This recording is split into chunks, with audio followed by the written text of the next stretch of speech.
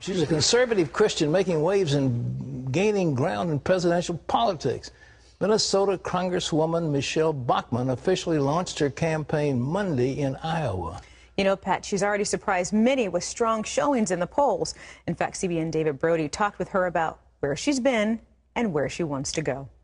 The next president of the United States, Michelle Bachmann. Congresswoman Michelle Bachmann came to her hometown of Waterloo with a message for all of America. Barack Obama will be a one-term president. Bachmann is making clear who she wants to court in her effort to win Republican votes. It is made up of social conservatives, and I am one of those. And it's made up of the Tea Party movement, and I am one of those. Bachmann faces some historical challenges. Only President James Garfield made it straight from the House of Representatives to the White House. No woman has ever made it either. Plus, many within the GOP establishment see her more as a grassroots outsider than a serious presidential contender. For those who say there's no way she can win the nomination, what do you say to those folks? Well, of course I can win the nomination. That's why I jumped into this race. There are going to be people in the GOP establishment who don't want to see Michelle Bachmann as the nominee. I think that people in the GOP establishment will be very happy with me as the nominee, because I will represent our party well, our nation well. She's already overcome a lot in her life. She grew up in Waterloo without much money, and her parents divorced when she was in junior high. Michelle Bachmann will be the first to admit that her faith in God is the most important thing in her entire life.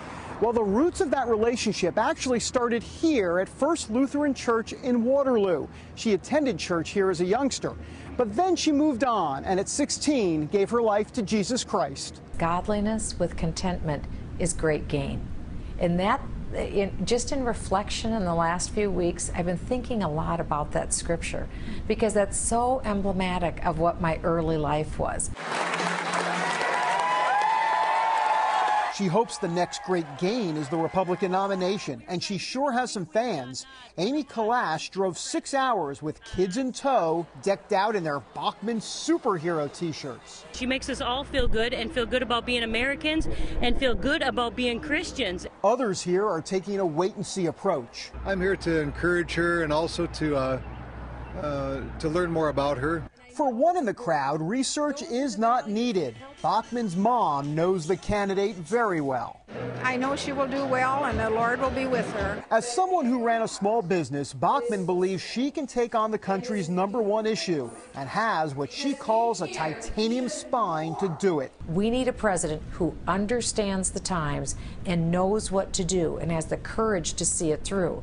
That's the titanium spine portion. And Bachmann admits the bright lights and intensity of a presidential campaign will take spiritual strength, too. The more stress or decisions that a person needs to have, I think the more in need we are of being in prayer. David Brody, CBN News, in Waterloo, Iowa. She's been called the Ronald Reagan in pumps.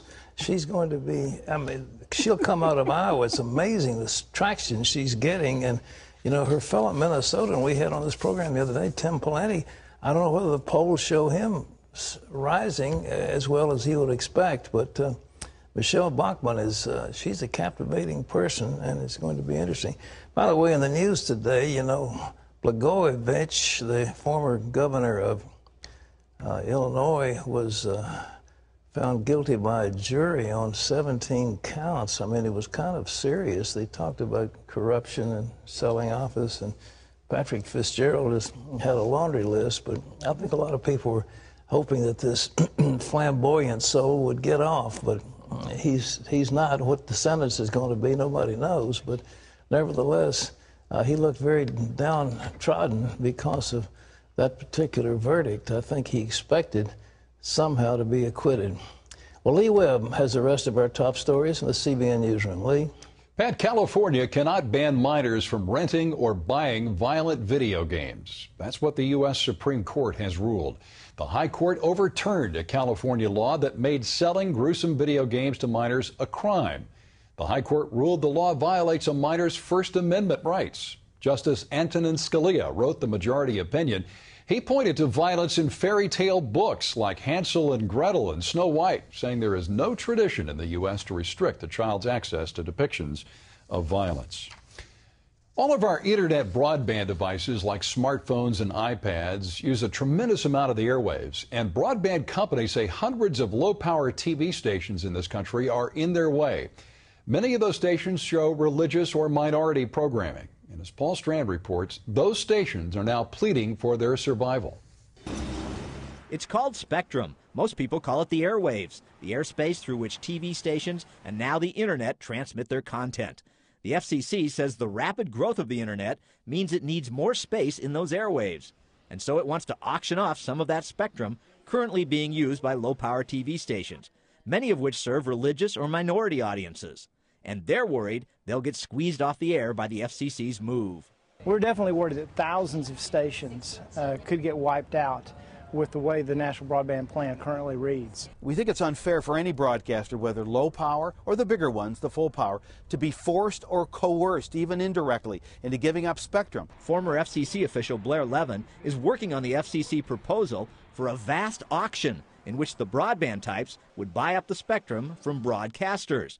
He admits many TV stations will likely get bumped off the public airwaves, but he says it's a vital change. Back when we originally allocated spectrum to radio, to television, I don't think there was anyone who was predicting the iPad. I don't think anyone was predicting the iPhone. I don't think anyone was predicting Netflix streaming videos through the airwaves. These are huge bandwidth hogs. Broadcaster Greg Herman worries this is just a few massive companies sweeping away many of the wildly diverse and free broadcast stations that now exist. If all they're really looking at is compressing them and eliminating them, I think that's a tremendous threat to free speech in general in this country. When it's all over, Herman expects higher prices, less diverse voices. I'm desperately concerned that the government is going to silence us, confiscate our stations, turn our spectrum over to conglomerates, and our voice will disappear. House Speaker John Boehner says the last thing America needs is the FCC running roughshod over local broadcasters who've been serving their communities with free content for decades.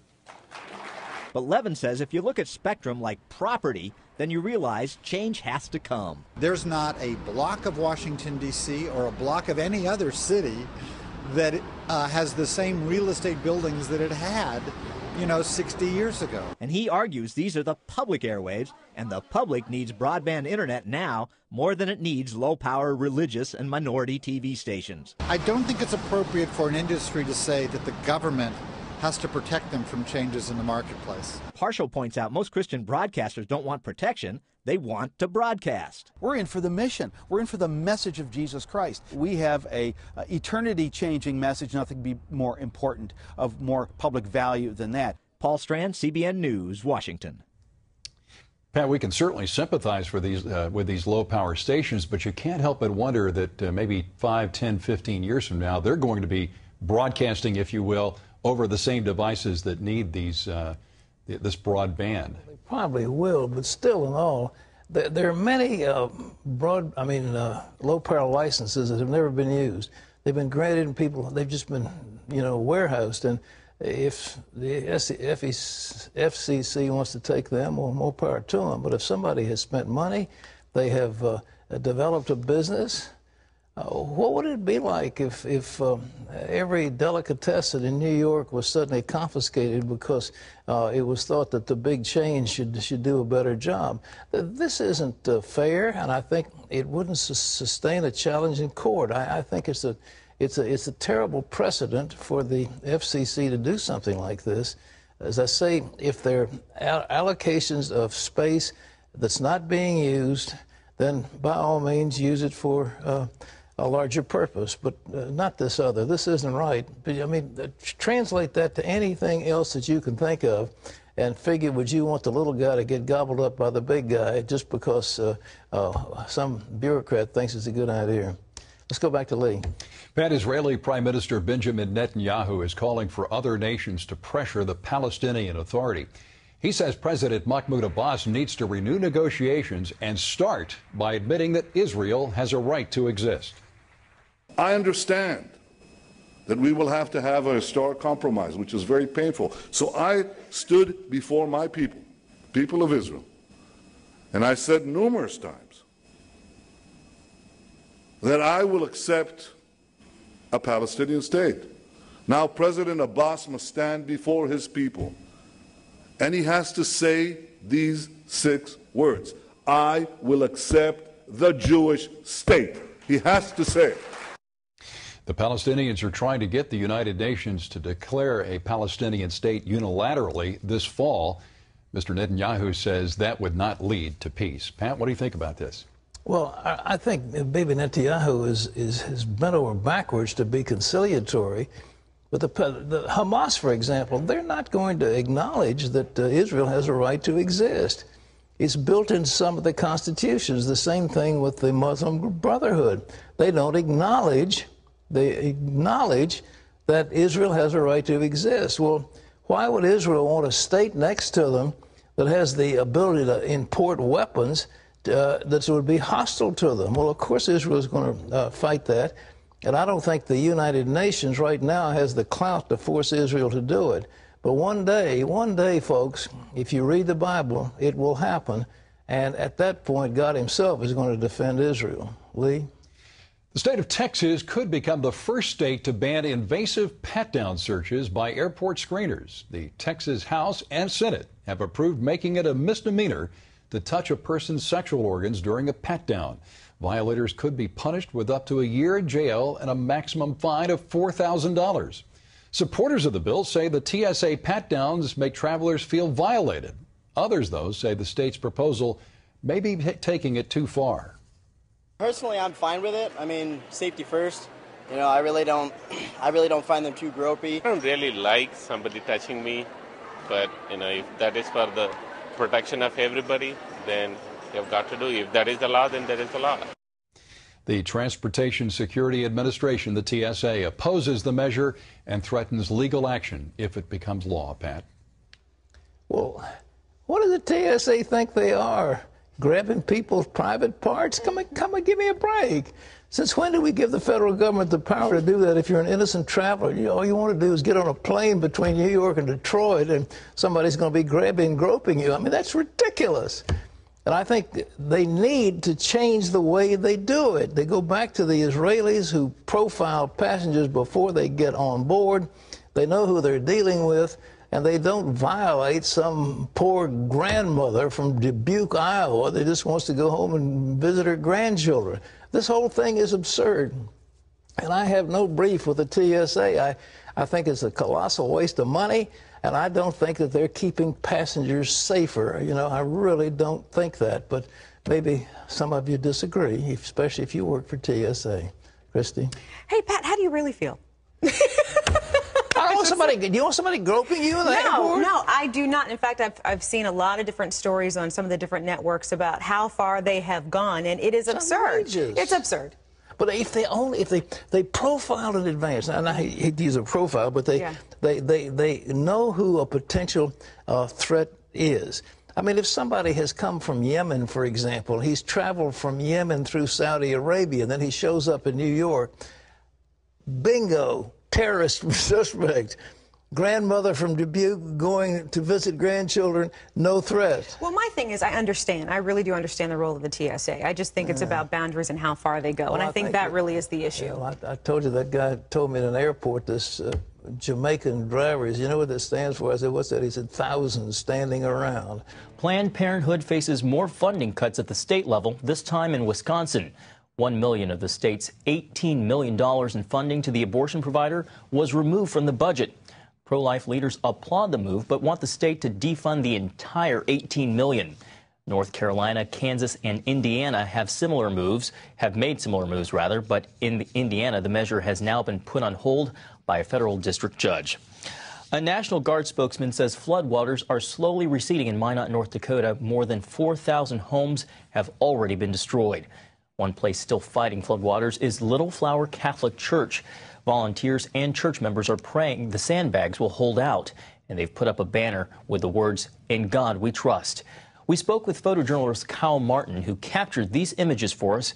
He's from Minot and took a tour of the flood with the National Guard. I mean, it was really hard, and I'm going to try to hold it together here while I'm talking about it. It was probably flying over the neighborhood that I grew up in and the neighborhood my grandparents still live in. It's the historic neighborhood of Minot, Eastwood Park, and flying over that, and I didn't recognize it from the air because of all the water. I just didn't recognize it, and I lived there for 20 years. To see more images Kyle Martin captured for us and to get the latest from CBN News, go to our website at cbnnews.com.